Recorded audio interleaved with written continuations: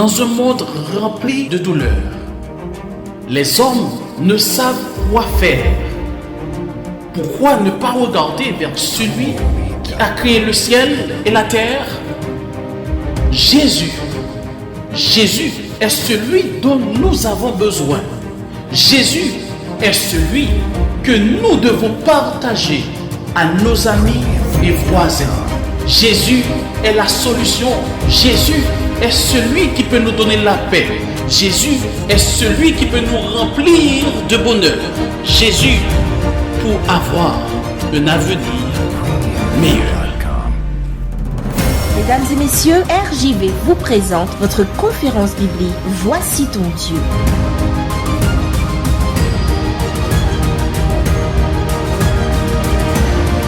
Avec vous, chers amis, Pasteur Pierre Widges.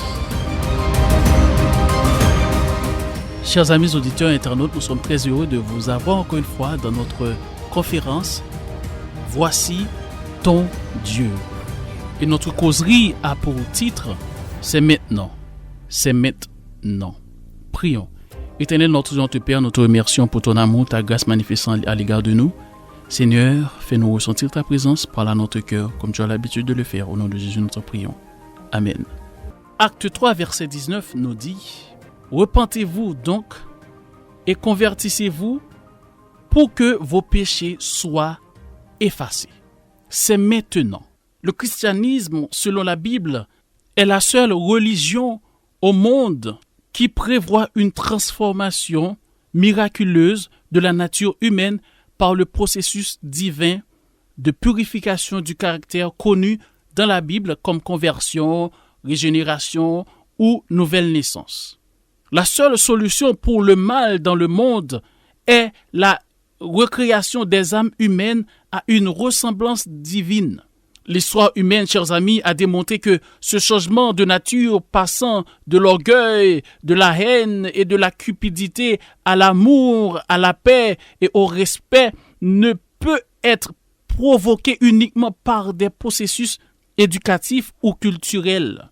Les plus intellectuels et les plus cultivés peuvent être les plus cruels et peuvent utiliser leur intelligence très développée pour infliger à l'humanité la torture la plus inhumaine, comme on peut le constater dans certains endroits dans le monde. Pour guérir ce mal, il doit y avoir une introduction de nouveaux éléments célestes dans la nature humaine qui ne peut venir que par l'action du Saint-Esprit descendu du ciel.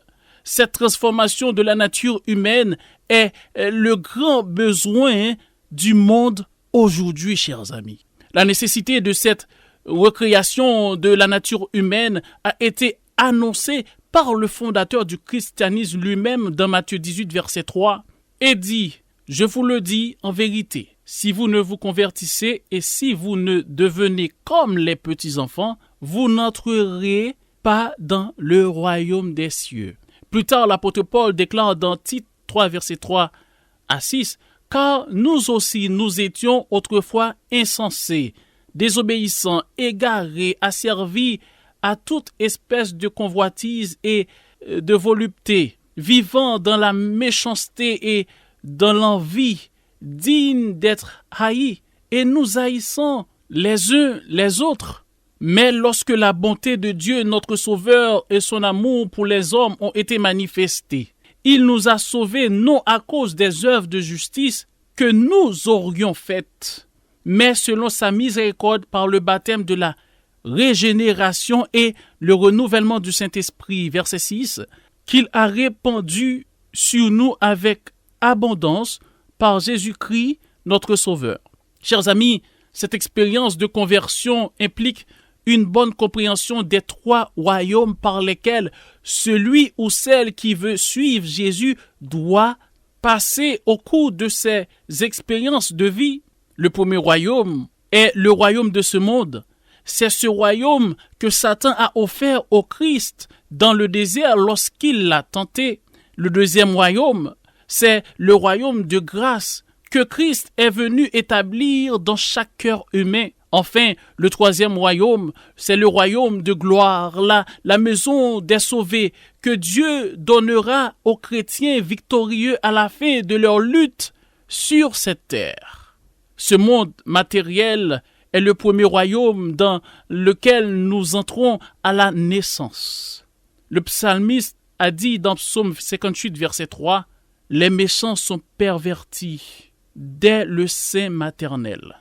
Les menteurs s'égarent au sortir du ventre de leur mère. » Et Job nous dit, Job 14, verset 11, « L'homme né de la femme, sa vie est courte, sans cesse agitée. » Plus important que cela, chers amis, c'est la nature dont l'homme a hérité.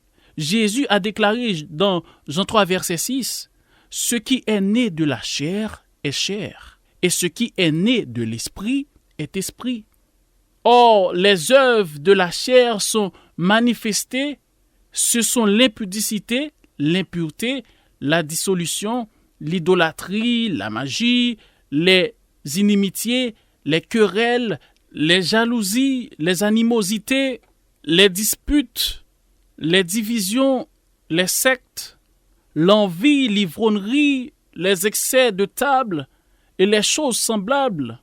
Je vous dis d'avance, comme je l'ai déjà dit, que ceux qui commettent de telles choses n'hériteront point le royaume de Dieu. Galates 5, verset 19 à 21.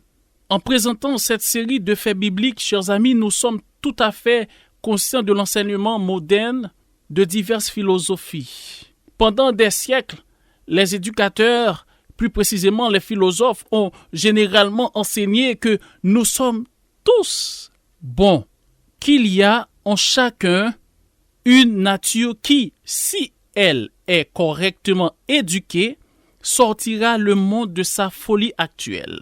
Mais l'histoire actuelle, chers amis, de ce monde nous déçoit. Pour changer l'image de ce monde dont nous vivons, l'homme doit être recréé et une nature divine doit être implantée dans le cœur humain. L'homme, dans cette condition pécheresse et avec cette nature charnelle, ne peut pas entrer dans le royaume de la grâce sans être né de nouveau. Et cette fois d'en haut, pas de ce monde, mais d'en haut, chers amis. Encore une fois, je le répète, le christianisme, tel qu'il est décrit selon la Bible, est la seule religion au monde qui prévoit ce changement. Le processus par lequel cette nouvelle naissance dans le royaume de la grâce est accomplie est clairement indiqué dans la conversion de Nicodème. Jean 3, verset 8 nous dit « Le vent souffle où il veut, et tu entends le bruit, mais tu ne sais d'où il vient, ni où il va. Il en est ainsi de tout homme qui est né de l'esprit. » L'atmosphère de grâce, chers amis, qui enveloppe constamment les cœurs humains est aussi réelle que le vent qu'on ressent sur notre peau. Ainsi, comme le vent qui souffle, l'Esprit de Dieu travaille jour et nuit dans le cœur de chaque individu. Beaucoup de personnes adorent Dieu sincèrement, mais pas selon ce qu'enseigne la Bible. Dieu vous appelle à l'adorer en esprit et en vérité. L'évangile de Jésus-Christ n'est pas limité à aucune classe, nation, langue et peuple. Et Dieu traite nous tous de la même manière. Certains peuvent se détourner du péché très vite. On a l'exemple de l'apôtre Paul et l'eunuque éthiopien, tandis que d'autres, la conversion peut être progressive. On a l'exemple de Joseph et Timothée et tant d'autres. Le nouveau-né spirituel ne poursuivra pas seul sa lutte. Son secret de victoire réside dans l'armement spirituel qui lui est fourni. Il doit les avoir tous les jours avec lui dans son cœur. L'armement comprend la vérité, la justice, la paix, la foi, le salut et enfin l'épée de l'esprit, la parole de Dieu. Le choix appartient à l'homme et la conversion ou la transformation est le rôle de Dieu. Il est spécialiste dans cela, mes amis. Cette nouvelle naissance est le point de départ de toute vie spirituelle victorieuse. Puisque nous ne pouvons pas entrer dans le Canaan céleste sans cette expérience de naître de nouveau, pour ceux qui ne l'ont pas encore fait, je vous invite à faire cette expérience. Je vous invite à accepter Jésus. Moi, je l'ai fait et cela fait des années et je ne regrette rien, chers amis. Parce que Christ à mes côtés, la victoire est assurée. J'ai toujours la victoire parce que Dieu est à mes côtés. Tout ce que Dieu nous demande, c'est de l'accepter. Tout ce qui accepte de vivre pour Dieu, d'accepter sa parole comme elle est présentée dans la Bible. Nous serons persécutés, c'est vrai. Mais avec Dieu, nous aurons la victoire, nous aurons la vie éternelle. Hébreux 3, verset 15 nous dit, pendant qu'il est dit, aujourd'hui si vous entendez sa voix, n'endurcissez pas vos cœurs, comme lors de la révolte. C'est maintenant qu'il faut accepter Jésus. Prions, Éternel notre Père, merci pour ta parole que tu nous as donnée tout au long de cette semaine. C'est pas terminé, mais nous t'en supplions de nous aider à mettre en pratique cette bonne nouvelle et à la partager, à vivre comme tu le veux. Tous ceux, Seigneur, qui ont entendu ta parole, qui ont entendu ta voix, donne-leur la force qu'il faut pour t'accepter dans leur vie. Merci pour ton amour. Merci pour ta grâce. Au nom de Jésus, nous t'en prions. Amen.